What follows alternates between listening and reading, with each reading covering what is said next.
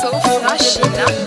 Imanancha bundinjo lima ninjo lima ninjo ulima lima aninja bundinjo nuwa machugu dubani yo famani ne menjo neno huwa kwa pastor go onyenjo unabugo aninja bundinjo nuwa machugu dubani yo voice na tuolo chei yeso bondolo kimalu aninja bundinjo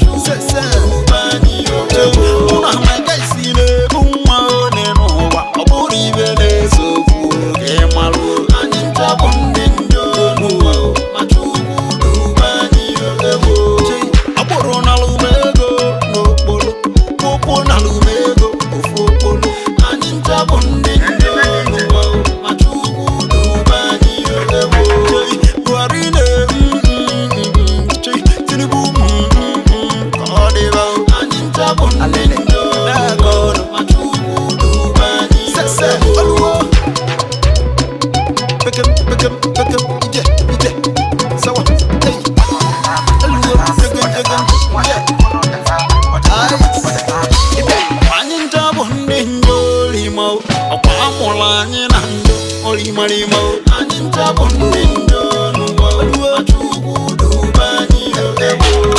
Akuna burolu neno huwa mana boyse na fugo kanu kwa aninja bundinjo nuwa machugu dubani yo.